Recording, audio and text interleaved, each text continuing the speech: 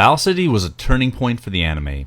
We all love Duelist Kingdom and the endless normal monsters, but our protagonists need to step things up a bit. Packed with powerful new cards, Yugi's deck was able to take on challenging new foes such as Marik's Rare Hunters and eventually Yami Marik in a climactic finale. Yugi's updated deck also allowed him to pull off an astounding victory against Kaiba in the finals.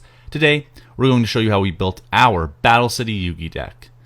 Alpha the Magnet Warrior, Beta the Magnet Warrior, and Gamma the Magnet Warrior. Beta is the first new monster we see in Battle City, and Yugi even says as much. Alpha debuts at the end of that same duel, comboing with Summon Skull to defeat the Rare Hunter Seeker.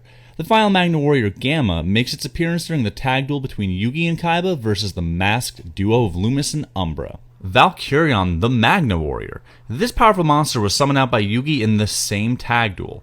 Valkyrion's special summon effect allowed Yugi to summon this monster despite the Rare Hunter's Mask of Restrict. Next is Dark Magician. While Yugi retired several of his powerful monsters from his Duelist Kingdom deck, his ace monster Dark Magician remained by his side. Dark Magician also features prominently against the Master Magician Arcana. Gazelle, the King of Mythical Beasts. Another new addition to Yugi's Battle City deck, Gazelle can be called forth by the mighty Baphomet. These two monsters combine to form a ferocious fusion monster. And then we have Jack's Knight, Queen's Knight, and King's Knight. The Poker Knight trio was a new addition to Yugi's deck during the Battle City semifinals. Their Swarm ability gave Yugi an easy way to summon his Egyptian god card. Red Eye's Black Dragon. Yugi won this card after defeating Seeker, who won it from Joey. Yugi offered it back, but Joey insisted he keep it. Yugi first pulls this card out in an attempt to free Joey from Marik's mind control. We see it summoned again in the finals against Kaiba. And Archfiend of Gilfer. Yugi's deck now included monsters who benefit from being sent to the graveyard. Gilfer's 2200 attack wasn't bad for a single tribute monster at the time. Big Shield Gardna. Yugi's newest defensive wall, replacing Giant Soldier of Stone. Buster Blader, a powerful new monster on its own and a new ally to Dark Magician. Its effect served as a great counter to Kaiba's dragon-heavy strategy. And Dark Magician Girl. Speaking of new allies for Dark Magician, this monster made a memorable debut during Yugi's duel against the Rare Hunter Arcana, and has been a fan favorite ever since. Electromagnetic Turtle, another new monster that wants to end up in the graveyard. This monster was a quick save in Yugi's duel with Kaiba in the finals. Kuribo, Yugi's furry friend and always dependable companion. You knew Kuribo was going to make an appearance. Finally, for the monsters, Slifer the Sky Dragon. Yugi obtained his first of the 3 all-powerful Egyptian god cards by defeating Marik, who was using his Mind Slave strings and a deck specifically designed to fuel Slifer's strength. Yugi pulled off a win so unlikely even Kaiba was impressed. When we play Slifer on this channel, you can be sure we're playing with the anime version of its effects. And if you're enjoying this video, or you like character deck duels, you should consider joining our membership. We like to give sneak peeks, let members vote on some upcoming stuff with the channel, and we give a monthly extra character deck duel, so consider becoming a member. Now that we've wrapped up Yugi's monster lineup, let's move on to the spells. Yugi's deck featured many new spell cards offering a mix of offense and defense, and plenty of draw power. First up, Brain Control and Multiply. 2 cards that helped Yugi claim victory against Pegasus, and both were key to some of his best plays during Battle City. Card Destruction, a handy card when you're in a tight spot. Change of Heart, a favorite of Yugi's and his friend Bakura. Like Brain Control, this let Yugi use his opponent's monsters against them. Card of Sanctity and Pot of Greed.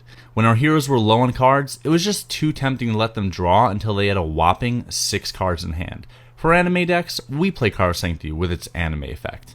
And Pot of Greed was everywhere in Battle City, and if it wasn't clear by now, it lets you draw 2 cards. Polymerization and Diffusion. Everyone remembers Polymerization from Duelist Kingdom. It allowed our heroes and villains to make some incredibly powerful monsters. Battle City introduced us to Diffusion, the anti-polymerization, giving characters a way to stop their opponent's powerful fusions. Unlike the TCG, Diffusion did let your opponent get their fusion pieces back, and we play the same way in our duels. Then we have Diffusion Wave Motion, Magical Dimension, and Magic Formula. These cards offered some powerful new support for Yugi's signature Dark Magician and Dark Magician Girl. Dispel. Played by Yugi against Joey, the anime played a little loosely with this card's effect to destroy spells. Next is Double Spell. This was a great card that let Yugi take a page out of Joey's book and steal some of his opponent's cards.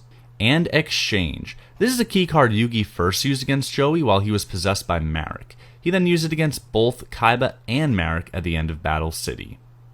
Monster Reborn. There's not much that needs to be said about Monster Reborn, just an absolute powerhouse spell from the original anime. Soul Taker. This was a nice piece of removal that we saw Yugi play to great effect. And then Exile the Wicked and Collected Power. Together, these cards gave Yugi a combo to dispel Yami Bakura's Dark Sanctuary Spirit, even though it wouldn't work like that in the TCG. Yugi's trap lineup this season offered a lot of versatility. Yugi's Battle City deck saw the inclusion of several new traps such as Chain Destruction, Light Force Sword, and Time Seal, all of which were designed to keep Yugi's opponents from their powerful cards. Next is Dust Tornado and 7 Tools of the Bandit. These cards gave Yugi a quick way to shut down his opponent's spells and traps. Live Intervention and Regulation of Tribe. A couple more traps that helped Yugi in a pinch. Life Shaver. A new card of Yugi's that he doesn't actually play. Kaiba takes his card from him after Yugi activates Exchange. Then it's Magic Cylinder, Magical Hats, and Mirror Force. Cards like these three offer protection to Yugi's monsters. Mystical Ref Panel. This was a really unique card that let Yugi reflect a powerful effect to another player. And Spellbinding Circle.